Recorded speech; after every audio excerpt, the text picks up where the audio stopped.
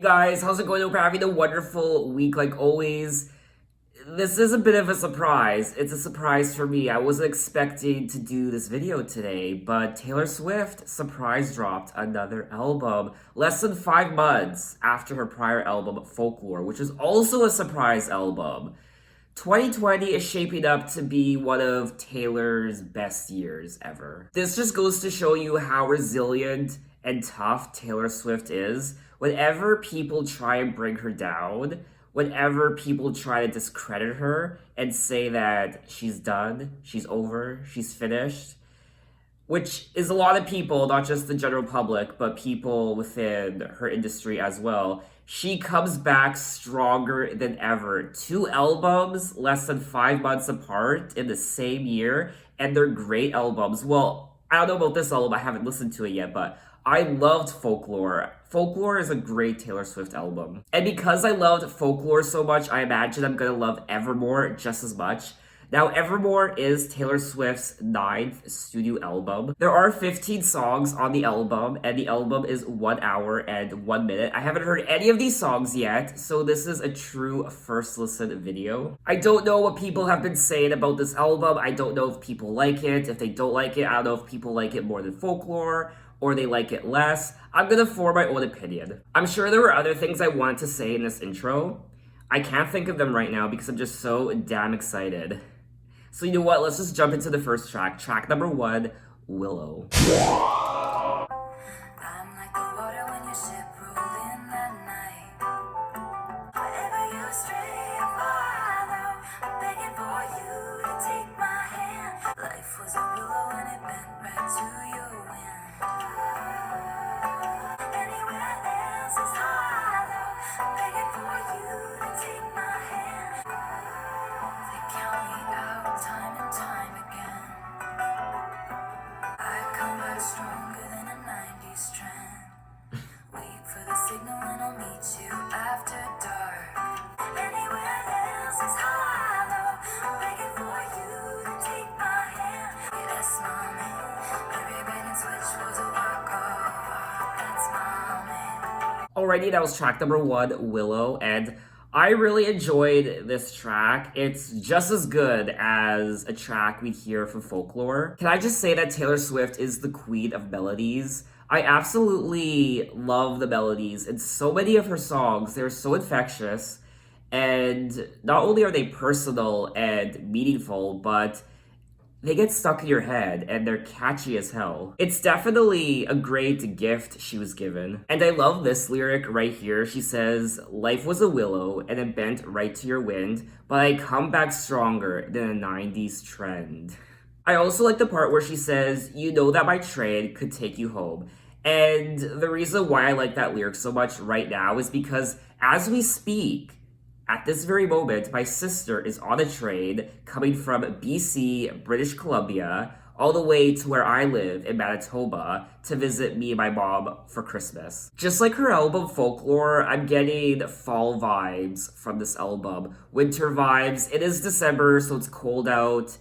And this album, so far, I mean, I'm only 1 track in, but just like Folklore, this music just makes you want to snuggle up on a couch with a flannel blanket, with a candle next to you, in front of a fireplace, and it's really quiet. And the only thing you can hear is this music playing. But anyway, let's move on to track number 2, Champagne Problems. You booked the night train for a reason. Left you out there standing, crestfallen on the land in champagne problems. You told your family for a reason. I couldn't give a reason. Champagne problems.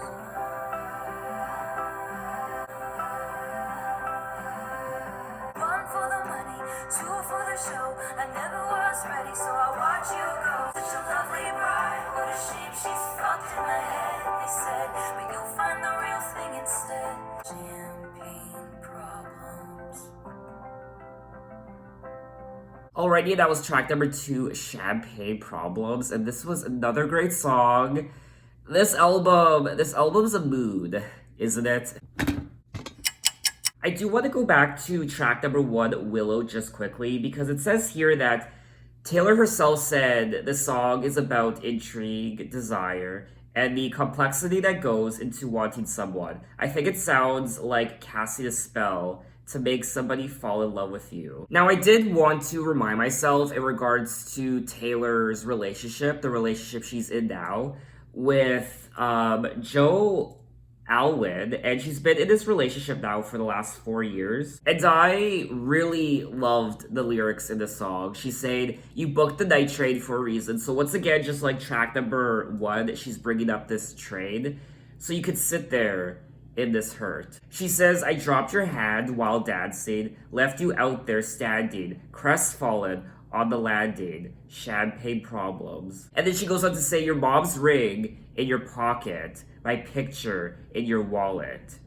So when she says your mom's ring in your pocket, this is leading me to believe that perhaps she's talking about Joe and how he was perhaps going to propose to her. I could be reading too much into the lyrics. I'm just making assumptions here. And then she goes on to say, "Sometimes you just don't know the answer till someone's on their knees and asks you. She would have made such a lovely bride." I do believe that this song is referencing marriage and perhaps a failed proposal, or I don't know, something to do with the idea of getting married and the moment where someone proposes to you and perhaps not being ready or saying no, or I honestly have no idea. She does say, "I never was ready, so I watch you go." So perhaps she wasn't ready in the moment. Perhaps he did propose to her, but she said no because she wasn't ready. I'm just making assumptions at this point. I'm just going off of what she's saying in the lyrics, so I could be completely wrong. But anyway, let's move on to track number 3, Gold Rush.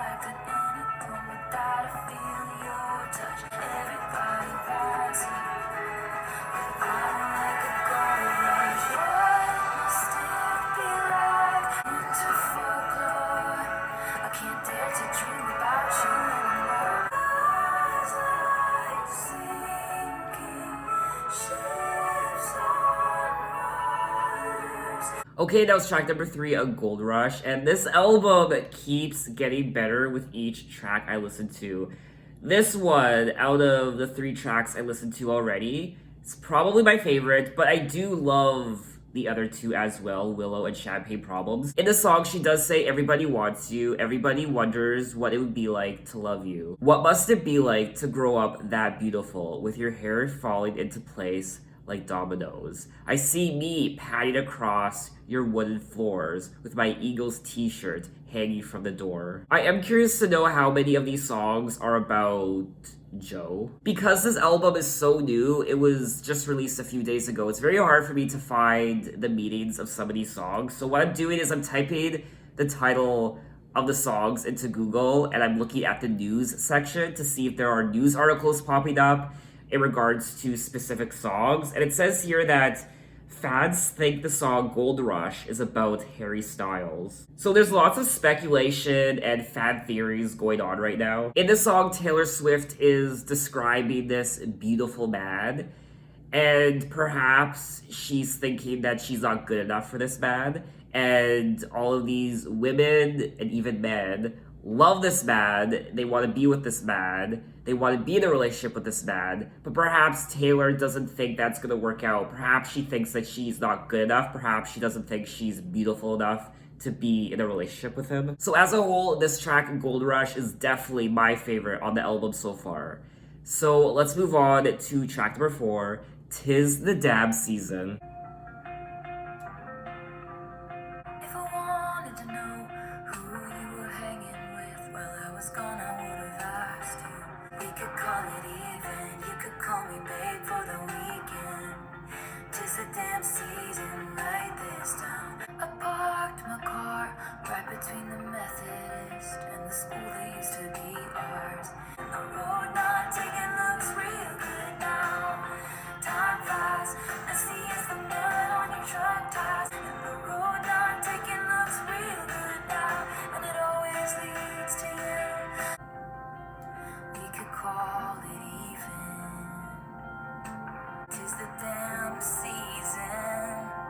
We could call it even. You could call me babe for the weekend. Where does Taylor Swift come up with these melodies and these lyrics? She is honestly so talented, and I don't know why Taylor Swift gets as much hate as she does, and it's really unfortunate. She's just so talented. Her music speaks for itself, and it's so great. It's so wonderful. I always enjoy reading not only the lyrics to a Taylor Swift song, but I just love hearing her voice and the melodies. Taylor Swift is almost like Nickelback. How it's cool to hate on Nickelback. Oh, Nickelback sucks. Why do you listen to Nickelback? It's almost that sort of mindset, the hate that Taylor Swift gets. It's almost cool to hate on Taylor Swift. Can I just say that I'm enjoying this album just as much as Folklore? I don't know which one I prefer just yet. I'm gonna have to sit down and listen to Folklore and Evermore one after the next, and then I'll be able to form a more concrete opinion, but as of right now, 4 tracks in, I'm really enjoying this album. I'm staying at my parents' house, and the road not taken looks real good now. Time flies, messy as the mud on your truck tires. Now I'm missing your smile. Hear me out. We could just ride around. And the road not taken looks real good now. Once again, I don't know who she could possibly be singing about. She could be singing about Joe. She could be singing about... I honestly have no idea. Back to Google we go. It says here that "'Tis the Dab Season" tells the tale of someone returning to their hometown and embarking on a fleeting but intimate relationship. There is a very hometown feeling to this album, a very small hometown feeling. Just returning home for the holidays. It is the holidays right now, and a lot of people are trying to get together during this pandemic. It's very difficult. But any other year, let's just forget the pandemic right now. A lot of people get together during the holidays, obviously. A lot of people go back to their hometowns. And I grew up in a small town during my teenage years. During high school, I moved to a small town with my mom and her boyfriend. And whenever I do visit that town, it's just such a warm, intimate feeling. You could call me babe for the weekend. 'Tis the dab season. So it looks like she might be reconnecting with this person for the holidays. 'Tis the dab season. You can call me babe for the weekend. But once the season is finished, once the holidays are done and everybody goes back to their regular lives, perhaps this relationship will just not fade away, but Taylor and this person will part ways and go back to the way it was for the time being, and then maybe one day down the line they will reconnect together once again. I'll go back to LA and the so-called friends who will write books about me if I ever make it. She does seem to enjoy this person's company, and this person perhaps brings her joy, but she's realizing that she'll be going back to LA and her fake friends who will just speak nonsense about her and write lies about her and write books about her. When I do listen to these albums, Folklore and Evermore, I'm experiencing a bit of seclusion, and I feel like I'm in the woods and I'm somewhere in the country where no one can hear me, no one can see me, and I feel like I'm somewhere where I'm just gathering my thoughts and I'm just kind of restarting myself and I'm rebooting myself, and I'm kind of just putting aside all my worries and all my struggles. But anyway, let's move on to track number 5, Tolerate It. I sit and watch you reading with your head low. I wait by the door like I'm just a kid. Lay the table with the fancy shit and watch you tolerate it. No, my life should be celebrated. I take your indiscretions all in good fun and watch you tolerate it. If it's all in my head, tell me now. Okay, that was track number 5, Tolerate It, and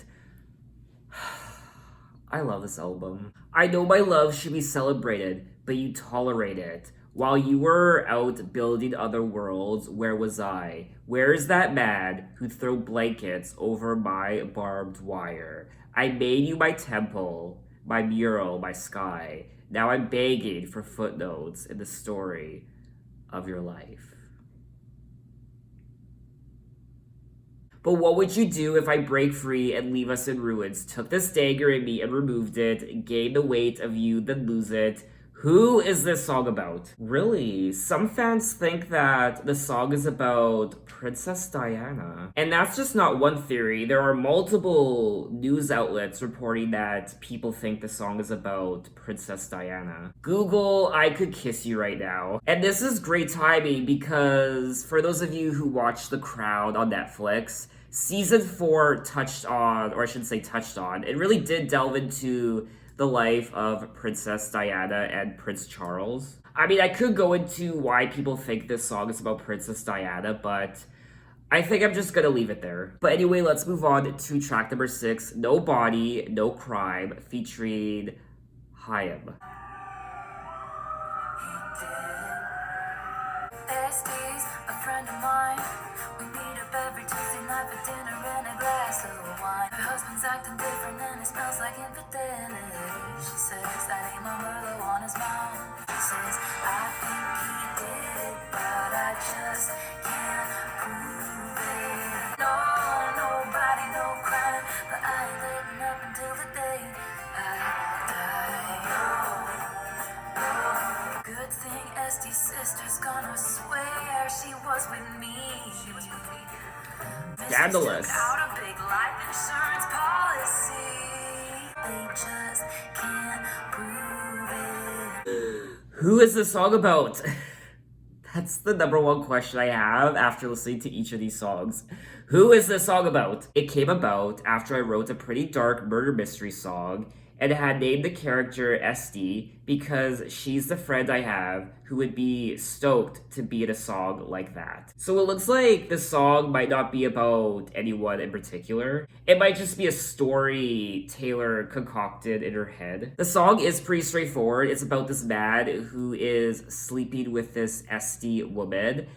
And Taylor doesn't have any proof, even though she knows it's happening. Thus, the title of the song, No Body, No Crime. Good thing his mistress took out a big life insurance policy. They think she did it, but they just can't prove it. I love scandalous songs like this from Taylor Swift. And I also really enjoy how so many of her songs are stories. She's telling a story, and her lyrics are always so fascinating to read, in particular on this album and her last album, Folklore. Her lyrics are never boring, at least they aren't for me. They're always interesting, they always keep you guessing, they always make you wonder. But anyway, let's move on to track number 7, Happiness.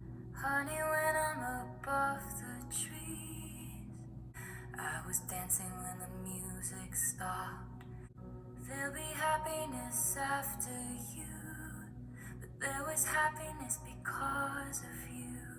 Past the blood and bruise, past the curses and cries, there is happiness. Tell me, when did your winning smile? I hope she'll be a beautiful fool. There was happiness because of me. It's the price I paid for 7 years in heaven. Good man hurts you, and you know you hurt him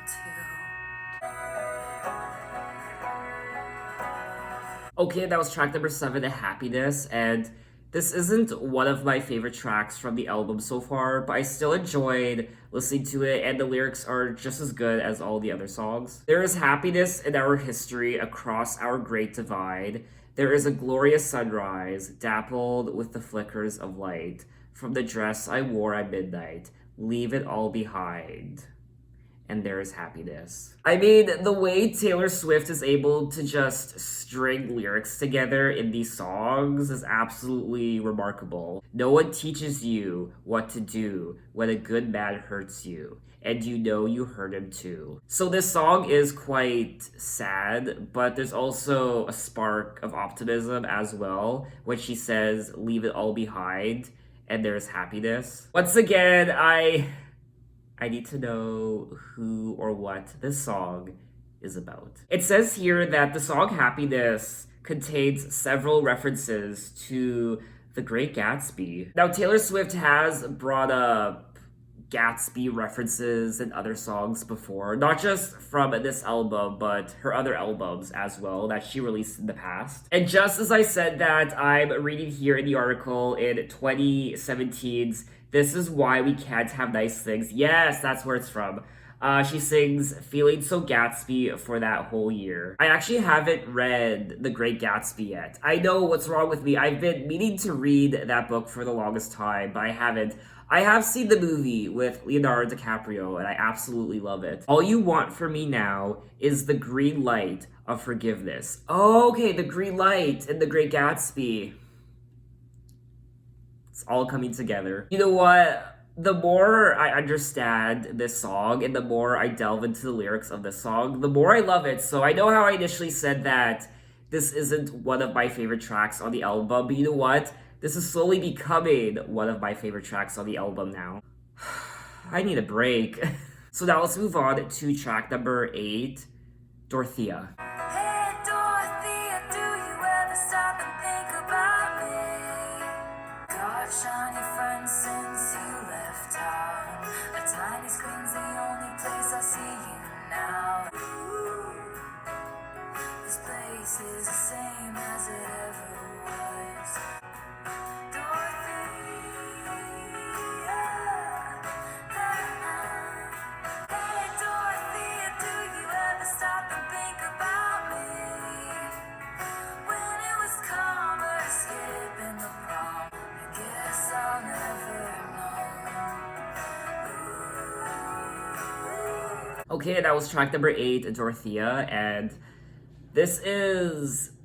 I wasn't the biggest fan of this song. Maybe I have to listen to it again, but it's not one of my favorites. I don't know who this Dorothea is. Do you ever stop and think about me when it was calmer, skipping the prom just to piss off your mom and her pageant schemes? Are you still the same soul I met under the bleachers?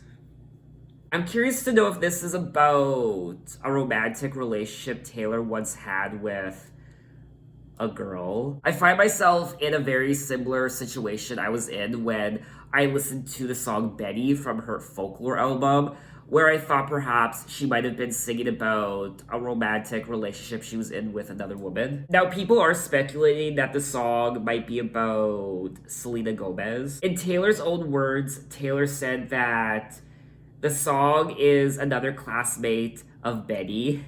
And in brackets, it says, yes, that Betty. Of course, Dorothea is just one fictional person, and there is not one foolproof theory about her. So there does seem to be some connection to Betty from Taylor's prior album, Folklore. I just love all these little Easter eggs that Taylor drops in her songs. At times they can be quite cryptic, and sometimes they might be blatant and obvious. There might be times where it might seem obvious, but it's actually not. So honestly, who knows? But anyway, let's move on to track number 9, Coney Island, featuring The National. Break my soul in two, looking for you, but you're right here. Did I close my fist around something delicate? Did I shatter you? Lost again with no surprises. Disappointments, close your eyes and it gets colder and colder. The question pounds my head. What's a lifetime of achievement? Do you miss the road who coaxed you into paradise and left you there? We were like the mall before the internet. It was the one place to be. When the sun goes down, Making you mine,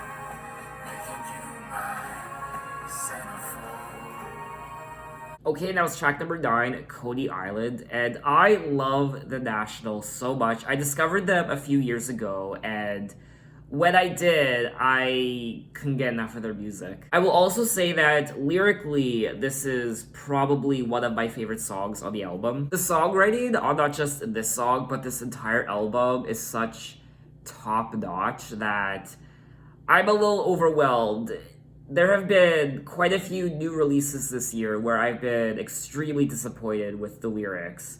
But the lyrics on this album, by no means, are bad or lackluster. They're very creative, very meaningful, and articulate, and just mesmerizing. Now, I actually don't know where Coney Island is, and it is a neighborhood in Brooklyn, New York. And just like many of the other songs on the album, there are theories and speculation as to what the song might be about. Someone says that the song is a rejected track from her Reputation album. There definitely is a lot to unpack in the song, but we do have to move on to the next track.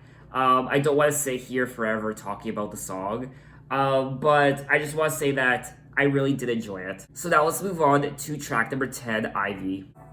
I meet you where the spirit meets the bones in a faith forgotten land. Oh, goddamn, my pain fits in the palm of your freezing hand. My house is stone, your ivy grows, and now I'm covered in you.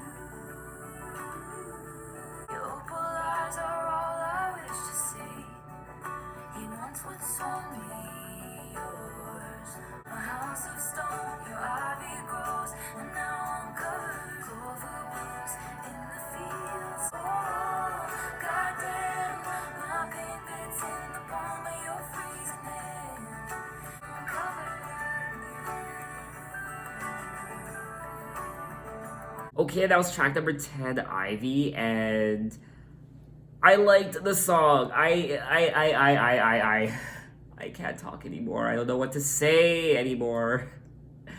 I'm loving this album so much. I do feel like this song might be about an affair. She says that she's promised to someone else. Your opal eyes are all I wish to see. He wants what's only yours. I can't stop you putting roots in my dreamland. My house of stone, your ivy grows, and now I'm covered. I'm honestly having a lyrical orgasm right now. So tell me to run or dare to sit and watch what will become and drink my husband's wine. Goddamn. So once again, I don't know if this is a fictional story that she is singing about. I thought initially the song would have been about a woman named Ivy, and it might still be about another woman, but this ivy here is used like a metaphor, how this person's ivy is covering her stone house. My house is stone, your ivy grows. Now I'm covered in you. So now we're gonna move on to track number 11, Cowboy Like Me. And the tennis court was covered up with some tent-like thing. Got some tricks up my sleeve. You're a bandit like me, eyes full of stars, wishing for the good life. Never thought I'd meet you here.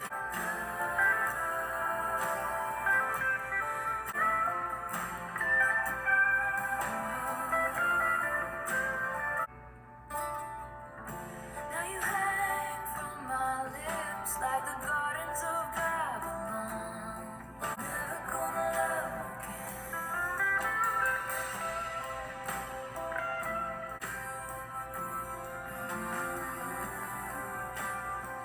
Okay, that was track number 11, Cowboy Like Me, and I like the song. I like how I don't even know what to say anymore. I like how this album is making me feel I'm experiencing so many emotions, and I liked the harmonica in this song towards the end. I did find the song quite interesting lyrically. I wasn't sure if she was singing about this cowboy, this lone ranger who she was possibly in love with.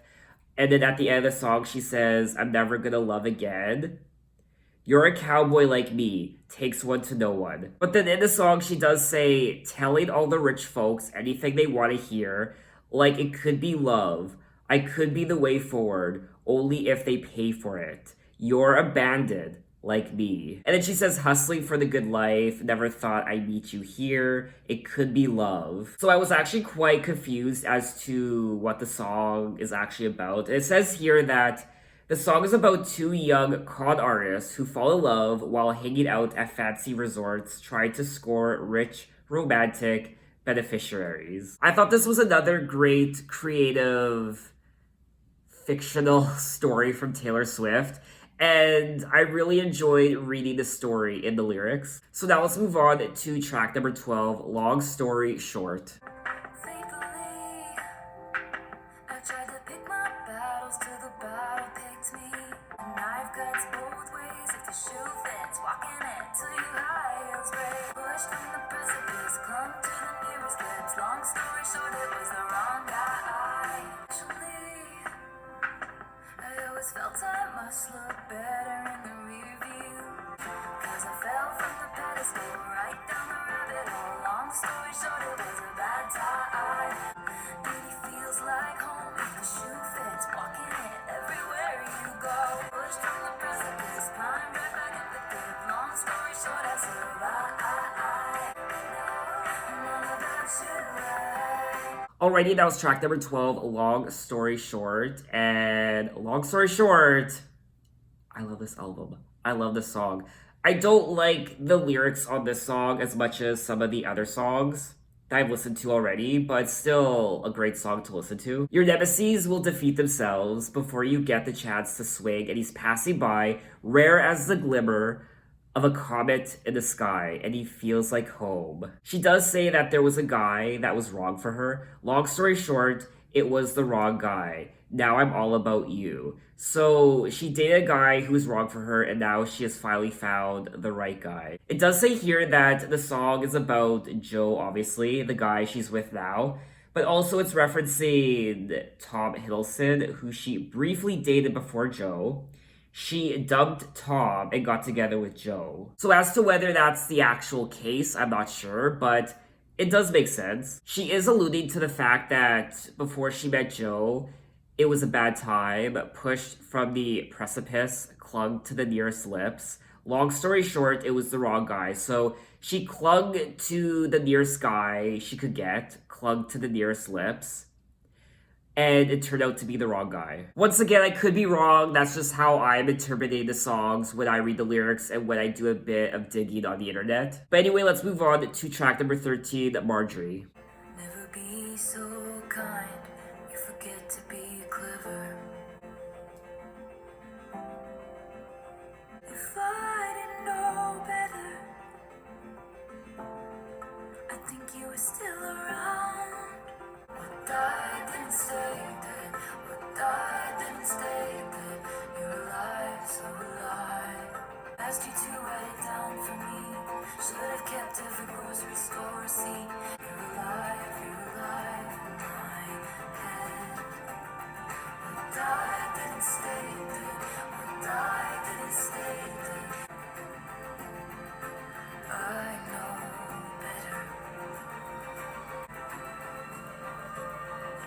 Okay, that was track number 13, Marjorie, and this is hands down one of my favorite tracks from the album. Definitely made me feel something and quite emotional. I imagine she's singing about someone who was quite close to her who passed on.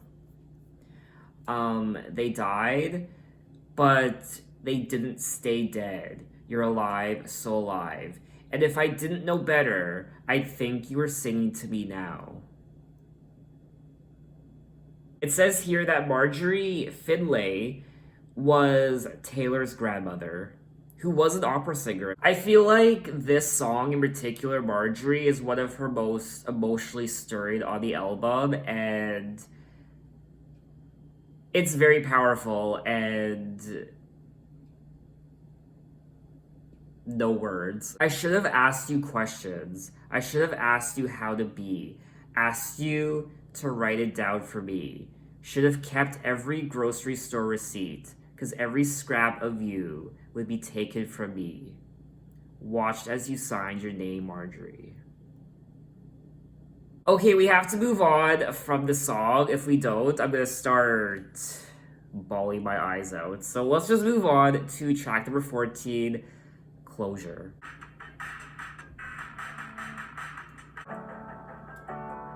It's been a long time, and seeing the shape of your name. Yes, I got your letter, yes, I'm doing better. It cut deep to know you're right to the bone. I don't need your closure. Don't treat me like some situation that needs to be handled. I know that it's over, I don't need your closure. Your closure. Alrighty, that was track number 14, Closure, and it's pretty self-explanatory. She received this letter from this person. I got your letter. Yes, I'm doing better. I know that's over. I don't need your closure. Stayed friends would iron it out so nice. Guilty, guilty. I found this song, for me anyway, quite relatable. I could relate to some of the things she was singing about in the song. She's confessing that she doesn't need closure from whatever transpired in this relationship. She doesn't need your closure. Don't treat me like some situation that needs to be handled. I'm fine with my spite and my tears. My initial reaction to the song was obviously to think about perhaps a romantic relationship she once had with this guy. But I keep forgetting that some of these songs might also be referencing business partners or people in the music industry who she had relationships with. They were her friends. So she could be referencing those things as well, in particular in this song. Because as we all know, Taylor has had quite a few beefs through the years with prominent people in the music industry and her private life. So the song could be referencing many different people, I don't know. But anyway, we have come to the end of the album, track number 15, Evermore, featuring Bolivar. Gray November, I've been down since July. That this pain would be forevermore.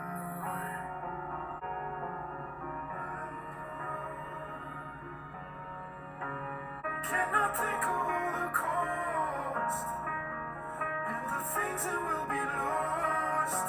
Is there a line that we can just go cross?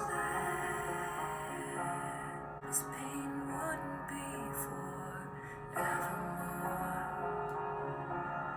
This pain wouldn't be forever. Okay, and that was the final track of the album, track number 15, Evermore, featuring Bolivar, and I loved the collaboration with Bolivar on Folklore, Exile. Exile is one of my favorite tracks from Folklore, and I'm so happy they collaborated once again on this album. And Evermore is one of my favorite tracks from the album. In the song, she is saying how she thought that this pain would be forevermore. Can't remember what I used to fight for. I rewind the tape, but all it does is pause on the very moment all was lost.